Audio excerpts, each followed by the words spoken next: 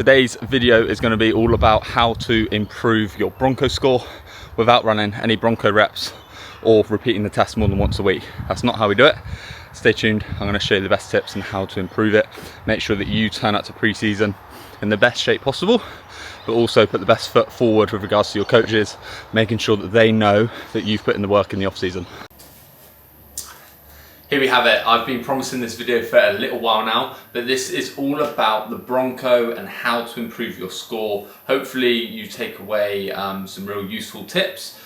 The last tip that I'm never going to give you is to go and say you need to be running a Bronco once a week and you need to do broken Broncos in every pitch session. You do not need to be doing that. If you can improve your conditioning and actually develop those energy systems, then you are going to be in a really good place. But there's some top tips when it comes to the actual test. Now, it's a test and you want to perform well because you want to put the best foot forward with regards to your coach. It's a good reflection of you taking your off-season seriously and actually turning up to pre-season in good shape. So what actually is the Bronco test? I'm going to show you now and then I'm going to go into some tips. Here we have it then. Here's how you run the Bronco test. So it is a shuttle run. It is per rep is going to be 240 meters. You will do that 5 times, resulting in 1.2K. So you start line, you're out to 20 meter, back out to the 40 meter, back out to the 60 meter and back. No rest, okay? You must hit each line with your foot or go past the line to make sure,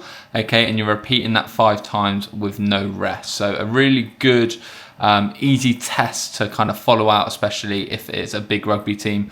Individually, there's better rugby fitness tests out there, but this one's a nice easy one. There's loads of data out there, but making sure that you've got even cones, 20 meters apart, and then you repeat that 5 times.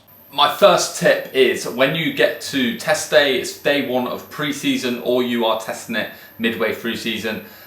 I don't like that. It should be pre-season, okay, and maybe at the end of the pre-season to see how much you've improved from an aerobic capacity point of view and aerobic endurance. Number 1 is to wear a watch. I think this is a really easy and simple technique and tip to use, a little bit of a hack. It doesn't need to be a Garmin, it can be a Casio watch, it can be some sort of stopwatch, just to know that you're on a good pace and knowing what pacings you need to be hitting for each rep. Because what will happen is it will get to race day, you'll be in your teams or you'll be in your positions where there's lots of competition, your ego will get in the way, and then you go out the blocks on rep 1, spunk your load straight away, and then you've got nothing in the tank left for rep 3 and 4. So that is my first one. Make sure that you wear a watch so you can keep an eye on your timings and on your pacings as well, because this race isn't won in rep 1 and rep 2, it's won in rep 3 and rep 4. So that goes on to my second point. Make sure that you've got enough in the tank to, you know, really go after rep 4 and rep 5. Those ones almost probably want to be quicker than rep 1 and 2, so you can actually open up on the 40 and the 60.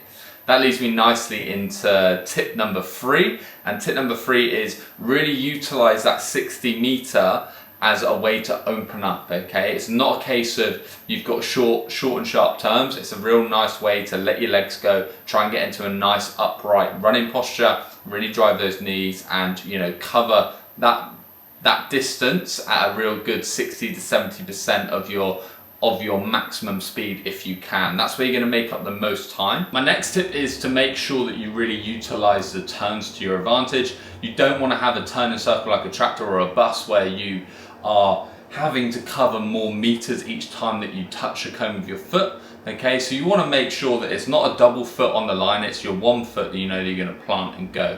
Start to change your body direction as you approach that and just make sure that your foot hits the line. The last thing you want to be doing is covering more meters, taking longer to get out the hole and go. So can we make it a 180 turn, we plant, we go, and then think about those first 3 to 5 steps as gathering momentum. It's like a short acceleration. Okay, it's gonna hurt, but you're gonna need to go to a dark place in the Bronco if you want the score that you desire. So making sure that your turns are as efficient as possible and you're not having to cover extra ground. That is the worst thing, and something I see a lot, and you know, it's easy ways to take seconds off your Bronco.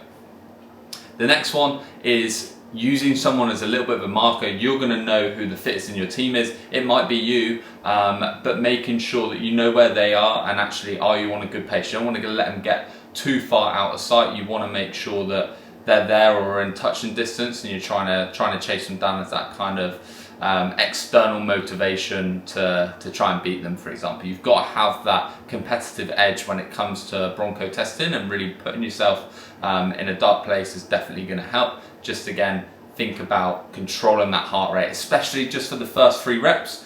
4 and 5, that is when you go for it and you really let loose. So just thinking about those kind of top tips, and just making sure, I think if you carry those into your Bronco test, you're definitely gonna knock seconds off. Obviously, on race day, it's down to how you prep as well, making sure that you really utilize the day and the day before to prep well, make sure you've got enough carbohydrates in, making sure you're nice and hydrated and you're not sore as well. So probably avoiding a heavy leg day the day or the day before a Bronco test is a real good idea as well. So avoid doing some heavy legs, make sure those legs are fresh, ready for test day, and then hopefully in your off season you've had a good emphasis on developing that aerobic system and you're not just doing broken Broncos, because again, let's just look at the bigger picture. The Bronco test is a great snapshot of aerobic fitness. However, it doesn't define if you are a good rugby player, so please keep that in mind. Do not hang your hat on just the Bronco. Want to be developing other areas as well.